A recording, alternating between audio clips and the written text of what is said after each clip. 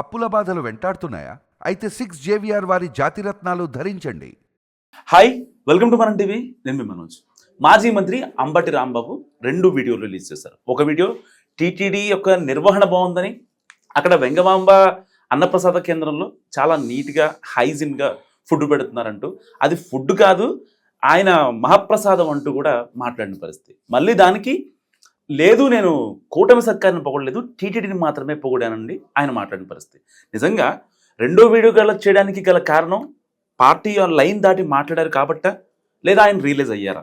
మాట్లాడదాం. మనతో పాటు ప్రముఖ పొలిటికల్ అనలిస్ట్ అంకమరావు గారు. నమస్కారం సార్. నమస్తే అమ్మా. ఏంటి సార్, ఆయన నిజంగా రియలైజ్ అయ్యారు అనుకోవచ్చా ఫస్ట్ వీడియోకి?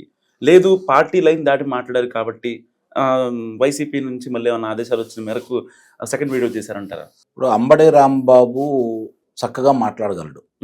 మంచి వాగ్దాటితో పాటు మనసులో ఏదుంటే అది మాట్లాడతాడు. ఆయన గనక వ్యక్తిగతంగా మాట్లాడితే, ఏదన్నా ప్రెస్ మీట్లు పెట్టినప్పుడు లేదు ప్రసార మాధ్యమాలతో మాట్లాడినప్పుడు పార్టీ లైన్లో మాట్లాడతాడు. కానీ అవేమీ లేనప్పుడు అతను మనస్ఫూర్తిగా మాట్లాడేటప్పుడు వాస్తవాలే మాట్లాడతాడు. ఇది గమనించుకోవాలి.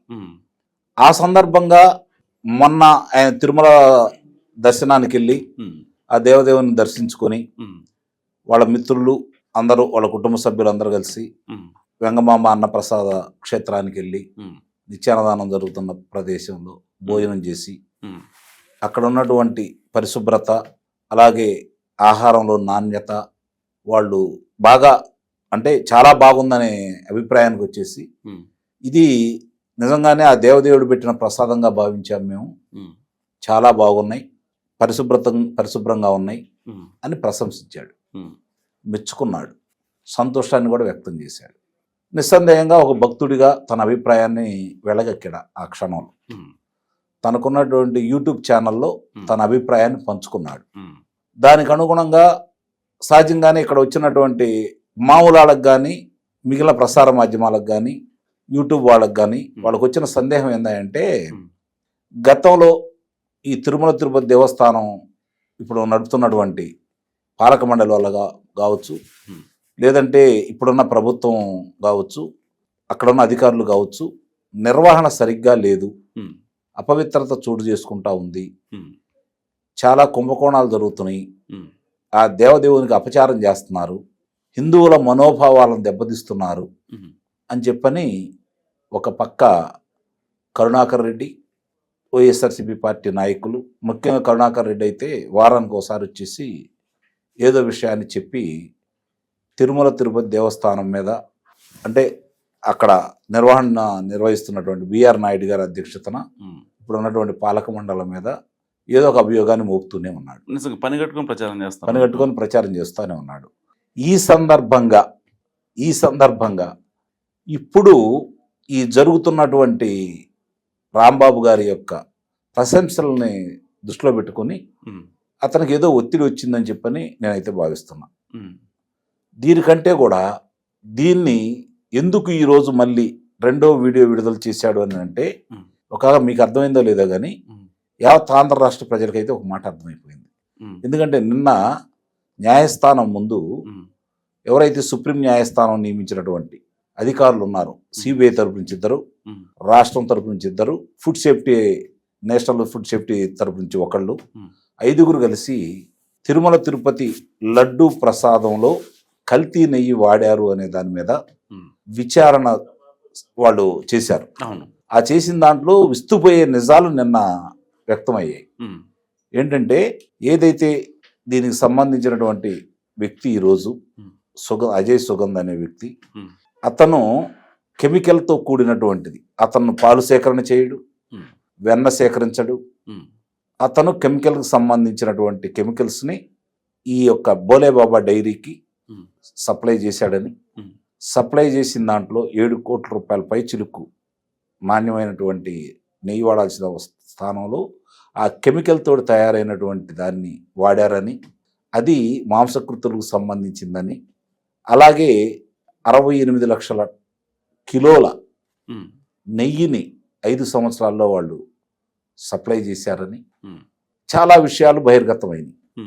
ఈ సందర్భంగా 60 లక్షల నెయ్యి అంటే 60 లక్షల కేజీల నెయ్యి అంటే దాదాపుగా 200 కోట్ల అవినీతి ఈజీగా ఉంటుంది కదా ఈజీగా అయితే 250 కోట్లు అని చెప్పని ఇప్పుడు బయటకు వస్తున్నటువంటి వాస్తవం. అప్రాక్సిమేట్ గా మన అందాజుగా ఈ పరిస్థితుల్లో ఇక్కడ స్పష్టంగా అర్థమవుతుంది ఏంటంటే అప్పటి చైర్మన్ గా ఉన్నటువంటి సుబ్బారెడ్డి తనకి ఈ విజిలెన్స్ వాళ్ళు దీంట్లో ఏదో నాణ్యత లోపించింది అని చెప్పని వాళ్ళు పరీక్షలు చేపిస్తే మైసూరు ల్యాబొరేటరీకి పంపించేసి అది సరైనటువంటి ప్రమాణాల్లో లేదు, ఇందులో కల్తీ గెలిచిందని చెప్పి వాళ్ళు నిర్ధారణ చేసిన తర్వాత కూడా ఆయన వాళ్ళనే కొనసాగించడం కూడా జరిగింది. అదే నెయ్యిని మళ్ళీ తెప్పించడం కూడా జరిగింది. మరి దీన్ని గతంలో వైవి సుబ్బారెడ్డిని కరుణాకర్ రెడ్డిని ఇద్దరు కూడా పనిచేశారు కదా, 5 సంవత్సరాలు వాళ్ళిద్దరు కదా, 4 సంవత్సరాలు వైవి సుబ్బారెడ్డి, 1 సంవత్సరం కరుణాకర్ రెడ్డి. ఈ ప్రభుత్వం వచ్చిన తర్వాత, ఇప్పుడున్న కూటమి ప్రభుత్వం వచ్చిన తర్వాత చంద్రబాబు నాయుడు గారు ముఖ్యమంత్రి హోదాలో 2024 ఆగస్టు నెలలో, అంటే వాళ్ళు ప్రమాణ స్వీకారం చేసిన తర్వాత 2 నెలలకి దీంట్లో మాంసకృతులతో కూడినటువంటి నెయ్యి వాడారు, కల్తీ నెయ్యి వాడారు అని చెప్పినప్పుడు గగ్గోలు పెట్టారు అందరూ. హిందువుల మనోభావాలు దెబ్బతీస్తారా, ముఖ్యమంత్రి స్థాయిలో ఉన్న వ్యక్తి ఈ మాట మాట్లాడతాడని చెప్పని రాగాలు తీశారు. అందులో జగన్మోహన్ రెడ్డి కూడా ఉన్నాడు. కరుణాకర్ రెడ్డి అయితే వచ్చి నేను ప్రమాణం చేస్తాను అని చెప్పి తడి బట్టలతో వచ్చి నాన్న హంగామా చేయటం కూడా జరిగింది. ఇప్పుడు వీళ్ళకు తోడు అపర మేధావులు ఇద్దరు ఒకళ్ళేమో లోక్సభకి ఎన్నికైన వాళ్ళు, ఒకళ్ళేమో రాజ్యసభకి ఎన్నికైన వాళ్ళు. ఉండవల్లి అరుణ్ కుమార్ గారు, అలాగే సుబ్రహ్మణ్య స్వామి గారు. ఉండవల్లి అరుణ్ కుమార్ గారు అయితే సుబ్బారెడ్డి గారి గురించి నాకు బాగా తెలుసు. ఆయన చాలా భక్తి ప్రవర్తనతోటి మెలిగే వ్యక్తి. ఆయన మీద ఇలాంటి నిందలేయటం మంచి పద్ధతి కాదు అని చెప్పి ఆయన హితోక్తులు పలికారు. ఇంకొక ఆయన ఏకంగా వచ్చేసి తిరుమల తిరుపతి దాని మీద సిబిఐ విచారణ కావాలని కోరాడు. సిట్ కాదు, సిబిఐ విచారణ కావాలని కోరాడు. సిబిఐ వాళ్ళే ఆధ్వర్యంలో జరిగింది కదా ఇప్పుడు. మరి వీళ్ళందరూ ఏం సమాధానం చెబుతారు ఇప్పుడు? అంటే ఈ విషయాలు ఇప్పుడు చర్చలోకి రానియకుండా ఉండటం కోసం అంబటి రాంబాబు 2వ వీడియో వాళ్ళ పార్టీ తరఫున విడుదల చేశాడని అయితే నేను భావిస్తున్నాను. ఏదేమైనా మొదటి వీడియో మాత్రం నిజంగా 100% అది మనస్ఫూర్తిగా ఇప్పుడు ఒకళ్ళ ఆధ్వర్యంలో ఒక సేవా సంస్థ నడుస్తున్నా, లేదంటే ఇది ఆధ్యాత్మిక కేంద్రం నడుస్తున్నా, లేదంటే ఒక వేరే సంస్థలు ఏదో నడుస్తున్నా అవి బాగుండయి అని చెప్పని ప్రశంసిస్తే నిస్సందేహంగా దాని నిర్వహణకి పేరు వస్తుంది కదా. ఆయన ఇంకో మాట కూడా అన్నాడు సార్ మళ్ళీ సెకండ్ వీడియోలో. ఫస్ట్ వీడియోలో నేను కుటుంబ సత్యాన్ని పొగడలేదని చెప్పి 1984 నుంచి ఈ అన్నదానం స్టార్ట్ అయింది, ఏదైతే అన్నగారు 85 నుంచి స్టార్ట్ అయిందని చెప్పారు. Subjective correction. సో అప్పటి నుంచి జరుగుతుంది, ఇప్పటిదాకా కొనసాగుతుంది, చాలా బాగా చేస్తున్నారని చెప్పారు. అంటే పార్టీ ఆదేశాలతో వచ్చినా సరే ఆ వీడియోలో మళ్ళీ టీడీపీ హయాం నుంచి స్టార్ట్ అయిందన్న విషయం మళ్ళీ నిజంగా వైసీపీ అధికారానికి కోపం రావచ్చు కదా. అంటే వాళ్ళు చెప్పినా చెప్పకపోయినా ప్రారంభించింది అన్న నందమూరి తారక రామారావు గారే కదా మొట్టమొదటి మొదలుపెట్టింది. అది యావత్ ప్రపంచానికి అందరికి తెలుసు కదా. అదే చెప్పేది, కొన్ని అతను మనస్ఫూర్తిగా మాట్లాడే కొన్ని ఉంటాయి. అవును, ఆ మనస్ఫూర్తిగా మాట్లాడింది మొదటి వీడియో. 2వ వీడియో ఏంటంటే ఇప్పుడు నేను చెప్పినట్టు వైవి సుబ్బారెడ్డి కరుణాకర్ రెడ్డి మెడగ చుట్టుకుంటుంది కాబట్టి, వాళ్ళిద్దరు మెడగ చుట్టుకుంటే జగన్మోహన్ రెడ్డి మెడగ చుట్టుకుంటుంది కాబట్టి, జగన్మోహన్ రెడ్డి ఎన్ని వెలుగులు బయటకు వస్తే మాట్లాడిన సుబ్రహ్మణ్యం విషయంలో కావచ్చు, మరి ఉండవల్లి అరుణ్ కుమార్ విషయంలో కావచ్చు, రేపు జనాలు తప్పుపడతారు కాబట్టి కాబట్టి అది పక్కదావ పట్టించడం కోసం మళ్ళీ ఈ వీడియో విడుదల చేసి దీని మీద చర్చించే విధంగా అతను మాట్లాడాడని అయితే నేను భావిస్తున్నాను. ఎందుకంటే కళ్ళ ముందు కనపడతా ఉన్నాయి.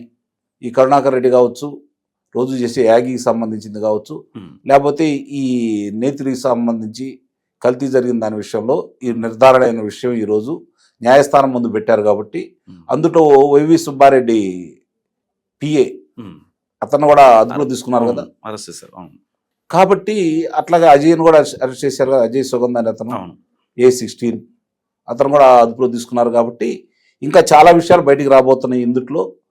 ఇప్పుడు ఒకసారి ఉలిక్కిపాటు మొదలైంది, వాళ్ళకి భయం కూడా మొదలైందని అయితే నేను భావిస్తున్నాను. అందుకనే ప్రస్తుతానికి కరుణాకర్ రెడ్డి వచ్చి మాట్లాడాల్సిన, కరుణాకర్ రెడ్డి స్థానంలో ఇప్పుడు అంబటి రాంబాబు మాట్లాడాడని అయితే నేను అనుకుంటున్నాను. ఇప్పుడు తక్షణం అంబటి రాంబాబు మీద ఎలాంటి చర్యలు తీసుకున్న పార్టీ పరంగా ఈ నిజాన్ని ఒప్పుకున్నట్టయిద్దని అతని చేత మాట్లాడిచ్చారని అయితే నేను భావిస్తాను. ఎందుకంటే మీరు అన్నట్టు తక్షణ చర్యలకి ఆదేశించడం కంటే వేరే వీడియో చేసి అవును, దాన్ని మసిబూసి మారడిగా చేస్తే సెట్ అయిపోయింది. అవును. Yeah, thank you sir. So ఇది అంకమరావు గారి అనాలిసిస్. చూస్తూనే ఉండండి మనం టీవీ.